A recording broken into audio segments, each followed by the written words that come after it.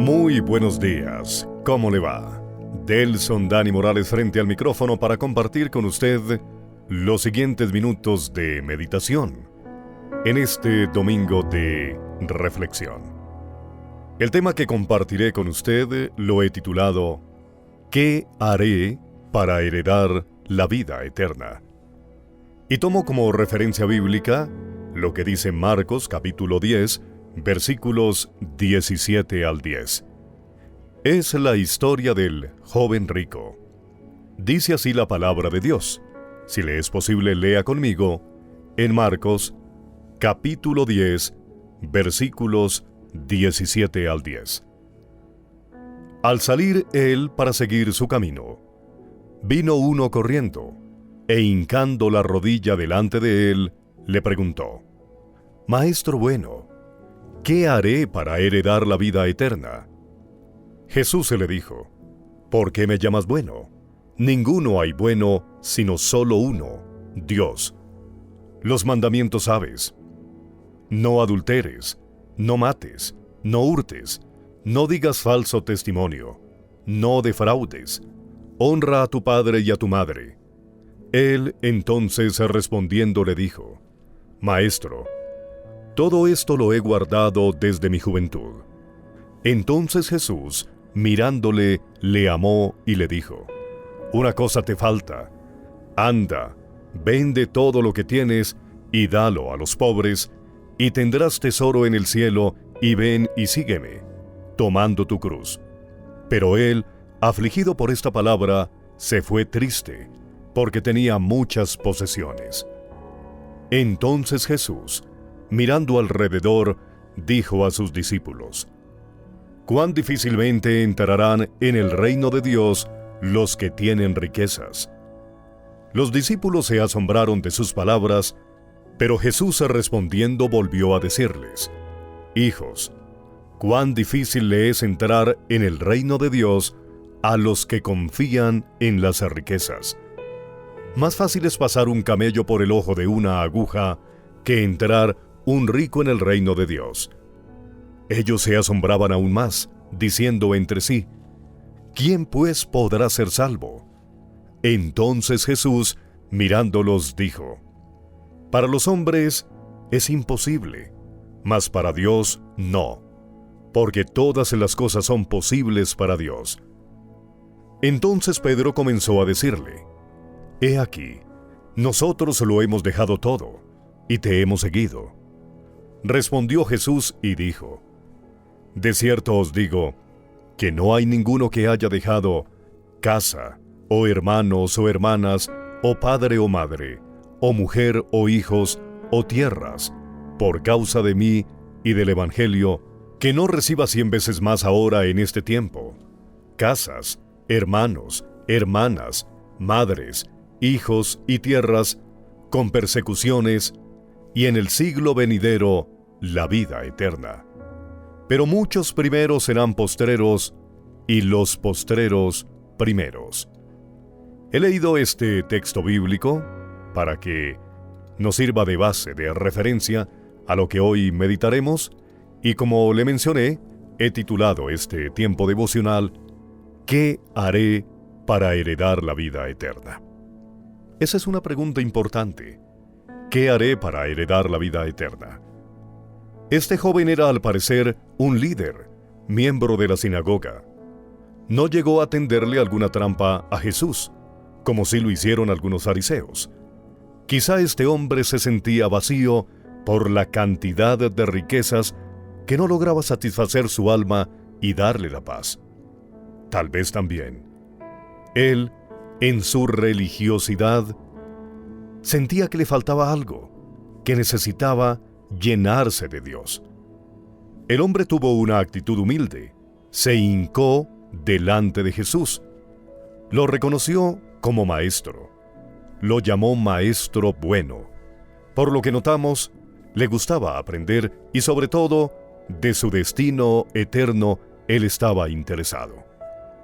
Al llamar a Jesús maestro bueno, puede hacernos pensar que ya venía siguiendo a Jesús hacía varios días, que conocía su carácter bondadoso, la manera como trataba a la gente, la compasión con los enfermos y con quienes sufrían de alguna forma. Él formula una pregunta crucial: ¿qué haré para heredar la vida eterna? O dicho de otra manera, para alcanzar la salvación. Él sabía que después de la muerte hay un destino, que después de la partida de este mundo, las almas siguen existiendo, que la muerte no es el final absoluto, no es aniquilación total. Al momento de morir, el alma sale del cuerpo y tiene un destino de felicidad, vida eterna, junto a Dios, o de sufrimiento perpetuo, muerte eterna, separación de Dios. El joven sabía de esa realidad. Llama la atención que este hombre joven pensaba en la vida eterna. ¿Cuántos jóvenes en nuestros días creen que pasarán muchos años antes de morir? Por eso aplazan la decisión de venir a Cristo. Cuando él llama a Jesús bueno, y Jesús le responde que bueno es solo Dios, el Señor no estaba negando su divinidad, más bien la estaba afirmando. Quiso que el hombre reconociera que estaba hablando con el mismo Dios. Note que Jesús no le respondió inmediatamente su pregunta. Le respondió con otra pregunta: ¿por qué me llamas bueno? Antes de responderle cómo se hereda la vida eterna, el hombre necesitaba reconocer a Jesús como Dios.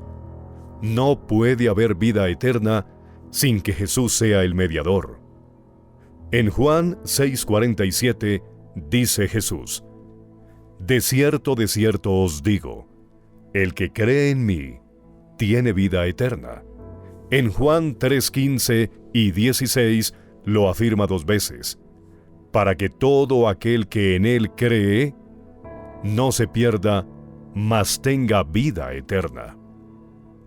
Sin Jesús no hay salvación. Sin Jesús no hay vida eterna. Y era necesario que este joven reconociera que el inicio de la vida eterna, del perdón de pecados, de la salvación, es el Señor Jesús. Él es el comienzo de todo, porque Él es la puerta que le permite al hombre pecador reconciliarse con Dios. No podemos pretender alcanzar salvación lejos de Jesús. ¿Qué nota de particular en la pregunta del joven? ¿Qué haré para heredar la vida eterna? ¿Nota algo extraño? Hay un verbo que se emplea aquí, pero conjugado en el futuro. Haré. No dijo ¿qué hago? ¿Qué haré para heredar la vida eterna? Por un lado, el joven pensaba que esa decisión de hacer algo para alcanzar la vida eterna no era asunto del presente, no era inmediato. Tal vez por su juventud creía que esa decisión la debería tomar cuando fuera anciano, acercándose a la muerte. Otro aspecto que quiero que note es el verbo hacer. El diccionario define hacer como llevar a cabo una actividad que conlleva un resultado. Fabricar, formar algo, dándole la forma, norma y trazo que debe tener. El joven tenía en mente, y quizá por intentar practicar la ley dada por Dios a Moisés, que para ganarse el derecho a tener vida eterna, era haciendo algo. Él pregunta, ¿qué haré? Es decir, ¿qué obra debo realizar para tener vida eterna? Jesús no le dijo, debes guardar estos mandamientos: no adulteres, no mates, no hurtes, no digas falso testimonio, no defraudes, honra a tu padre y a tu madre, para que tuviera vida eterna. Lo que le dijo fue que él, el joven, sabía esos mandamientos. Leámoslo otra vez para que lo tengamos claro. Dice Jesús, ¿por qué me llamas bueno? Ninguno hay bueno sino solo uno, Dios. Los mandamientos sabes. El Señor no le dijo, los mandamientos debes cumplir, sino, los mandamientos sabes? El hombre le respondió que los había guardado desde su juventud. Una cosa es saber, y otra cosa muy distinta es guardar o cumplir. El joven tal vez los había cumplido externamente, pero jamás en su corazón y en su totalidad. Se lo demostraré bíblicamente. En Marcos capítulo 12, versículo 30, Jesús habló del principal y más grande mandamiento. Amarás al Señor tu Dios con todo tu corazón, y con toda tu alma, y con toda tu mente, y con todas tus fuerzas.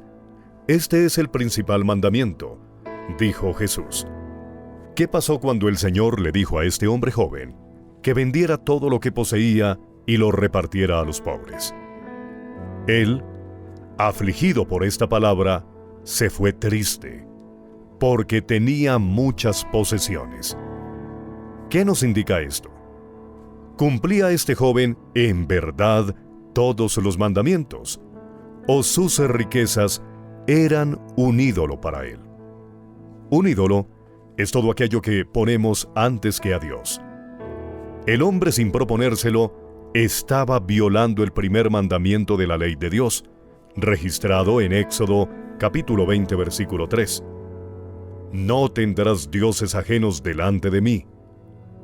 Sus riquezas eran su ídolo.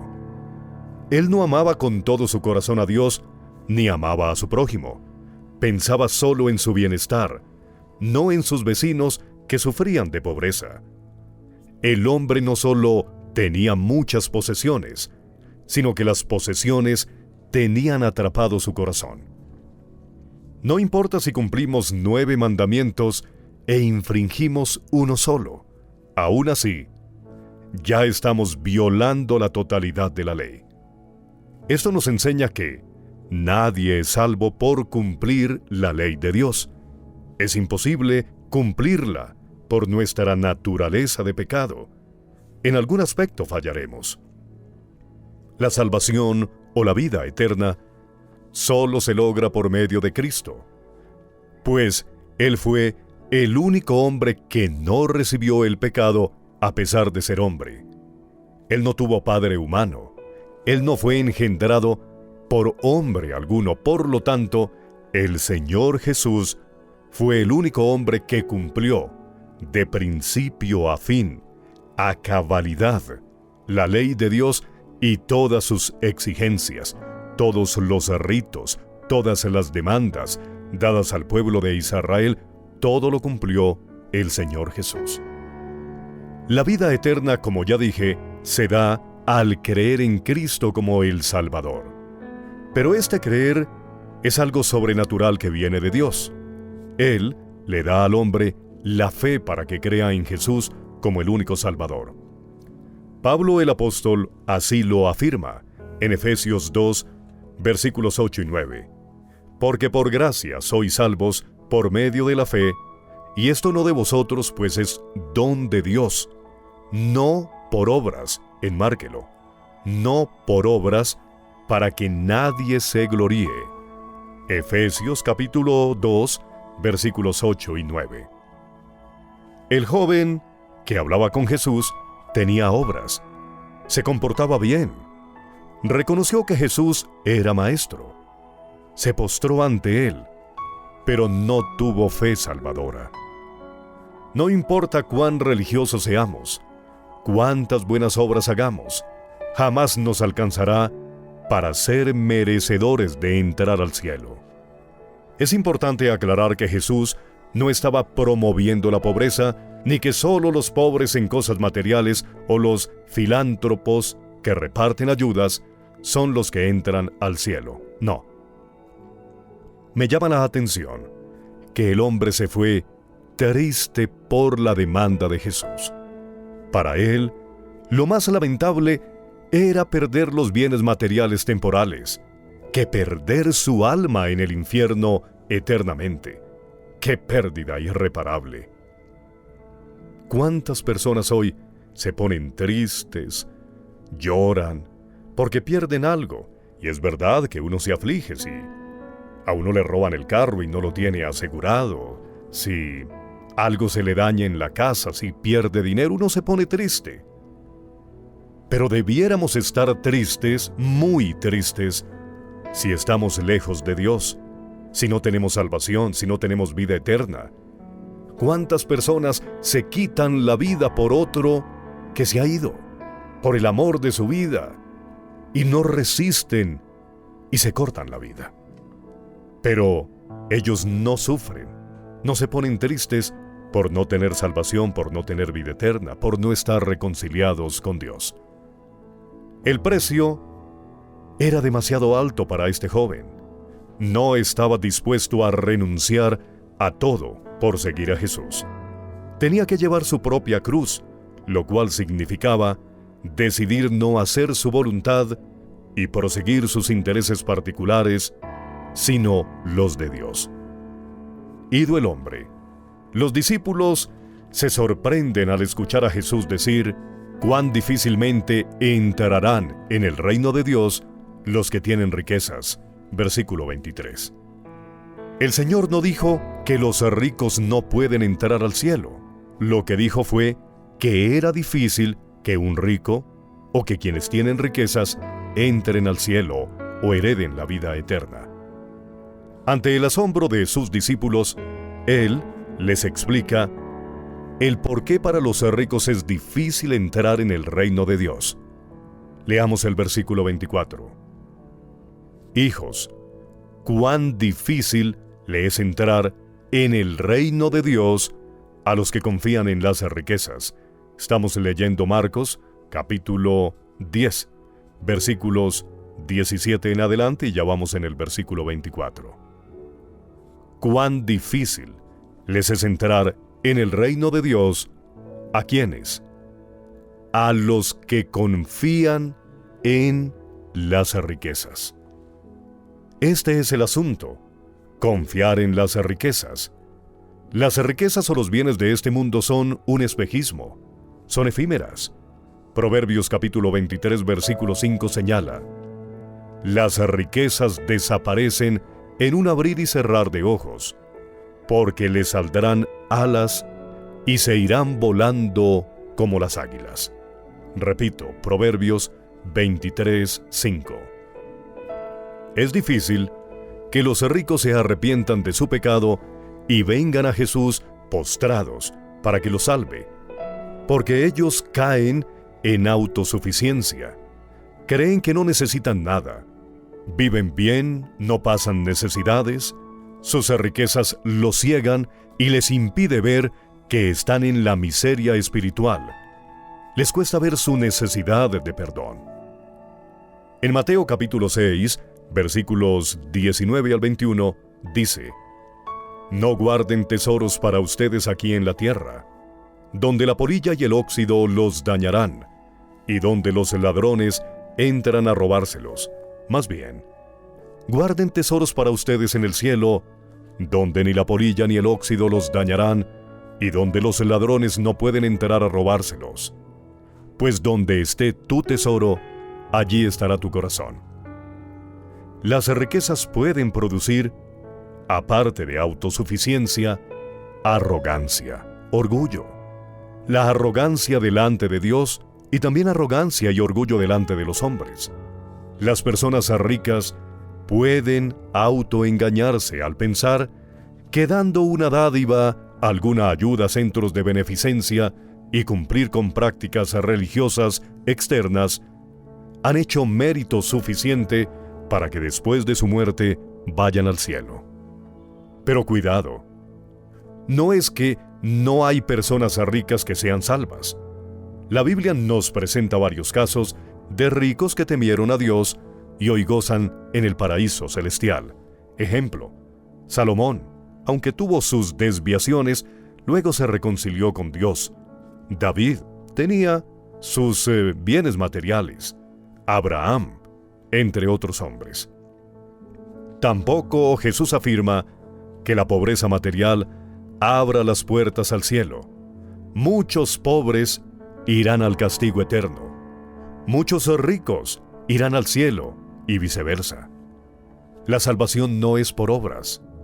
La salvación es por gracia. ¿Y qué es gracia?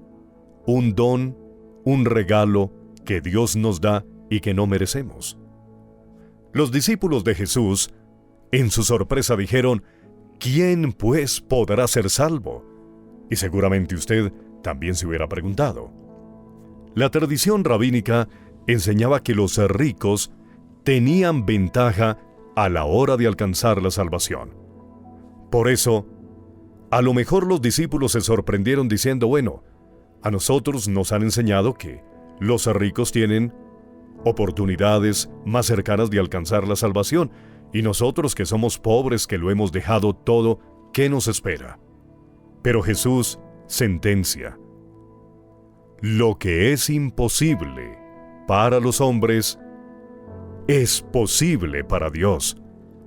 Para los hombres es imposible alcanzar la salvación, pero para Dios es posible, porque Él es Dios y todo lo puede. La salvación es posible porque es Dios, como lo dije, quien la otorga por gracia. No es por voluntad humana. No es por voluntad humana. Entonces Pedro dijo: he aquí nosotros hemos dejado nuestras posesiones y te hemos seguido. Y él les dijo: de cierto os digo, que no hay nadie que haya dejado casa o padres o hermanas o mujer o hijos por el reino de Dios, que no haya de recibir mucho más en este tiempo y en el siglo venidero la vida eterna. Seguir a Jesús implica sacrificio, pero hay promesas de recompensa en esta vida y en el cielo. Hoy es bueno tener en cuenta lo siguiente: preguntarnos, ¿comprendo cómo se alcanza la vida eterna? Por supuesto que no es por obras que hagamos o por buenas acciones. Es por el amor de Dios, su gracia infinita y misericordia. ¿Será que, gracias a los impedimentos materiales, eso Dios lo permitió para que lo miráramos a Él? Tal vez, siendo ricos, no habríamos tenido ninguna necesidad de venir al Salvador. Posiblemente Dios ha usado la escasez material para que nosotros vengamos a Él y tengamos vida eterna. Si usted fuera una persona multimillonaria, yo no sé si habría mirado a Jesús, o en mi caso, tal vez sí, o tal vez no. Lo más probable es que no, porque muchas veces las riquezas obnubilan, ciegan el entendimiento. Qué positivo sería ser ricos y al mismo tiempo salvos. Que con esos bienes materiales apoyáramos financieramente la extensión del Evangelio.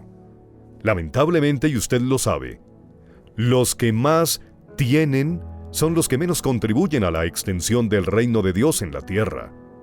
Quieren amasar más y más y más, y si dan, lo hacen repartiendo minucias. Si usted tiene bienes materiales, no confíe en ellos. Confíe en Dios para salvación y para su provisión. Comprenda que lo que usted posee es propiedad de Dios. De Jehová es la tierra y su plenitud, el mundo y los que en él habitan. Todo es de Dios. Si Dios le llama a salvación, alégrese. Arrójese en los brazos del Salvador. No se entristezca por lo que tiene que dejar, como le ocurrió al joven de nuestra historia. Entristézcase por las cosas materiales que lo atan. Tenga tristeza por estar lejos del Salvador, por dedicar su vida, tiempo, cuerpo, fuerzas y recursos al pecado. Eso lo debe poner muy triste. Pero si Jesús lo llama, llore de felicidad.